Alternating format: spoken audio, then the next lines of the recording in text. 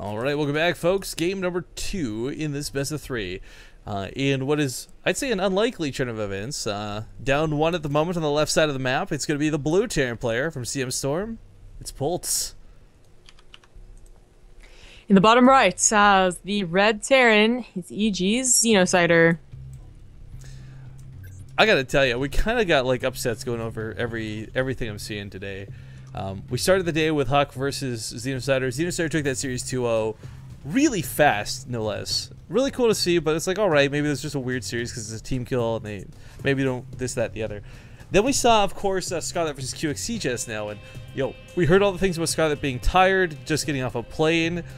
QXC was playing so good the last time they fought, but Scarlet wins that series. And that shouldn't be an upset, but with the conditions being applied, it kind of was.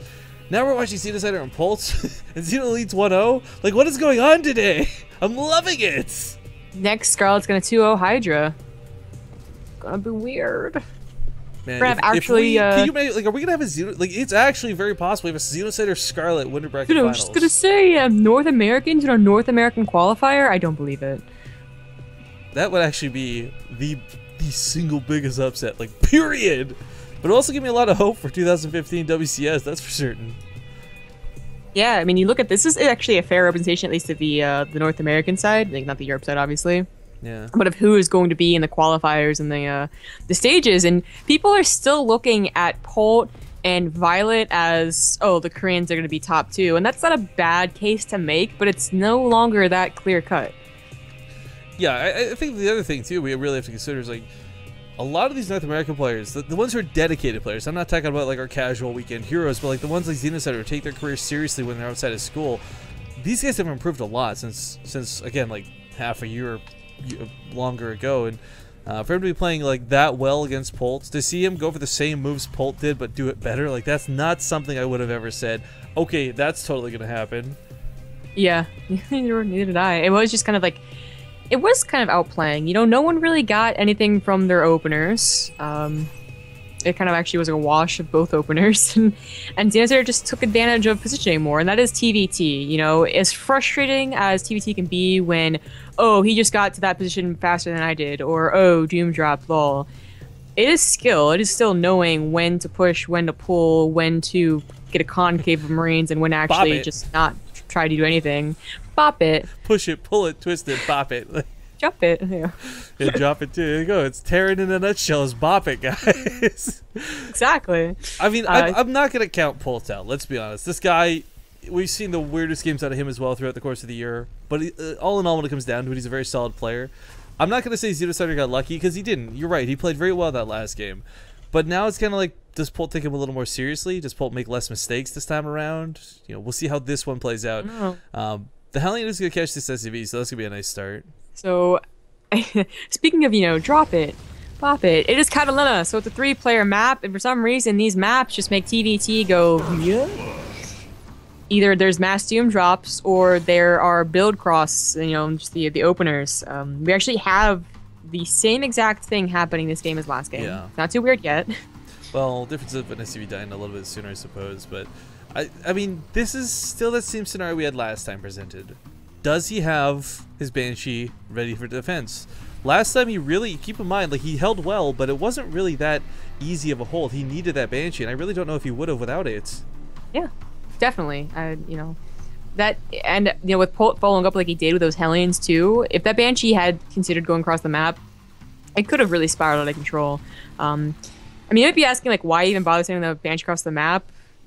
Sometimes the SCV kills can be greater than defending, but that's usually not the case anymore. Usually the medevac dropping player has turrets ready to go. Anyways, you see here that Xeno knew it was coming. He kept the Banshee at home, no problem. Kansas City shuffle. Makes him look left, then he goes right. 4 SCVs. Seems y'all are getting. The Widowmine was positioned out here too. It's a little unfortunate because he did pull that back to try and defend, but ooh, Banshee's got to come close. Not quite done yet. There we go. Yeah, this is actually getting a little bit worse. Ooh. I mean, the Marines are a lot of Marines are dead. The Widowmines are down there. Yeah, the Banshee's down. Yeah, that's like pretty much game almost. This is too dangerous. Okay, and not even a second Banshee. It's that Raven again. It's suddenly Xeno. No, we're praising you. Just looks really quite far behind. Yeah, down 8 workers. I mean, it was the same sort of defense, but I don't think he was expecting the scan out of Polt. And the Banshee got really low before it even got a chance to go down, but if he just get like 1 shot on that Hellion, seriously, with 2 health remaining. Yeah. It also had to do with the very slight, like, map differences, and that when he defended against Polt's drop, he had to pull way far back from the ramp, whereas on Overgrowth, it was only slightly away from the ramp, so looking down to those Hellions actually getting in there. Shame you can't pick up an auto-turret movement. This is such a struggle. For those who don't know why XenoCider is hesitating to engage, first off, positioning plays against him, but also he can't out-damage the medevac. It's going to out-heal the amount of damage Marines could bring, but using the Marines to sacrifice themselves instead of SCVs, because he is down in workers, is a pretty nice move. Polt, yes. though, pulls ahead so far, like so far ahead behind this, he gets a command surge, and Orbital is on location. This is... It doesn't look that bad yet as you look at the supplies, but it's about to get way worse. XenoCider has to do a bunch of damage with these 2 Banshees. One's already making its way across the map. The second one, I don't really know if it's going to be able to do a whole lot. Polt also has turrets already here. He's looking kind of foolproof. 2 Marines come back. These Marines have done so much damage this game. Kill another Marine or 2. There's an SCV that's really low. And XenoCider is just struggling against... You know what? The weakest attack. XenoCider probably is going to try and expand. He's getting tanked. He's getting all the Banshees that he can. He's just going to attack. Go for the all-in. It's like really his only option. Yeah. You know, it could come to a point where, like, if you were lucky enough to get them maybe to lift off their command center, maybe you do throw it on a command center of your own. But, you know, Polt's actually in position this time. I'll just barely lose that. So, no surprises there. There's no potential for drops either. You know, maybe 2 medevacs could really change it up. Actually goes for Vikings. Obviously he wants that air control, and he really, if he gets that air control, the 3 Banshees, he got 3 Banshees? Oh, 2. Those 2 Banshees could do a lot of damage. I agree. The problem is, though, it is going to be really hard to maneuver those in. Polt's got his own Vikings out, he's got a lot of Marines on the ground. For XenoCider's sake, it's one of those moments where if he can take a good defense, break it, and counter, there is actually a chance he could still win this game. But if it comes down to standard macro, and if he's stuck defending and turtling, that's it. Like, it's already over if that's the case. Vikings in a position that Raven cannot die. Okay, he's good. Well, it can actually die zombie jump, but it shouldn't. Well, okay. Anyways, they come back and they will be able to take the air fight. Definitely should. That's his only way of breaking out. Yeah, point defense is going to be a big addition. So now the tanks are going to be nearly as useful for Polt. A little bit bolt diving past those Marines, getting a little bit scary, but looks like this will drive Polt back home.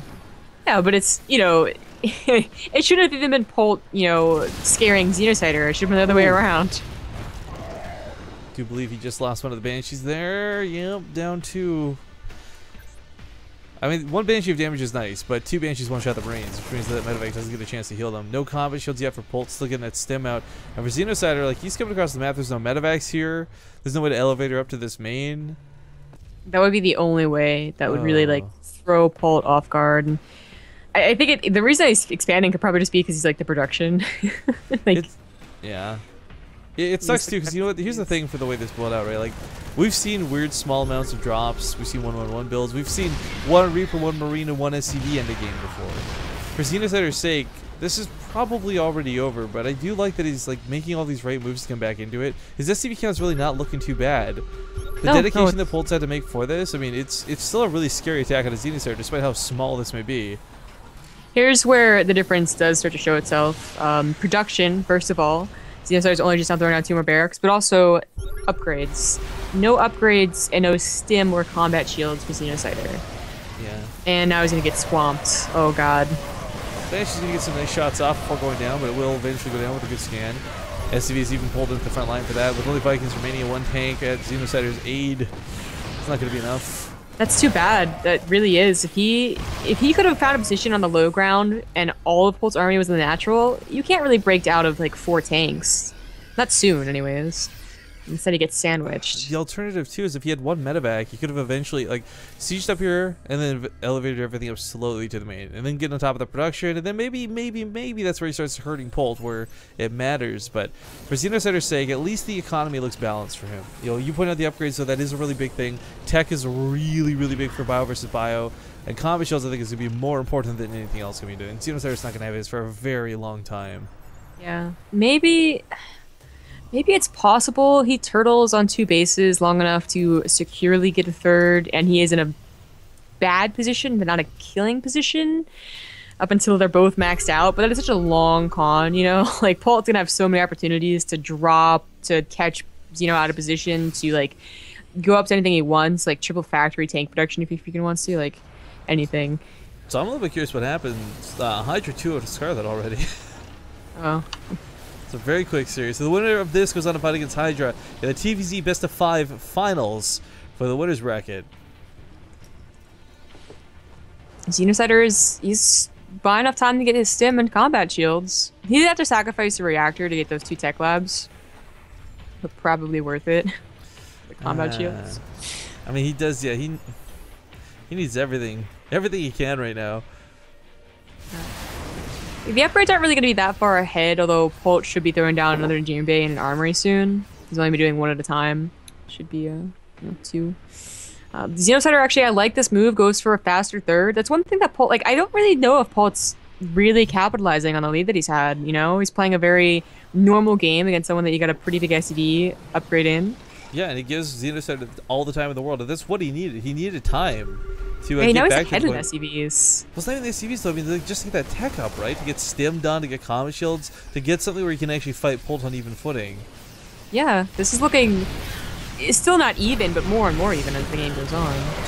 He's just slaughtered, but they kill a tank for it. Not too bad. Yeah, not too bad. He just has to survive on 2 bases, and then maybe he can slowly and securely take a third.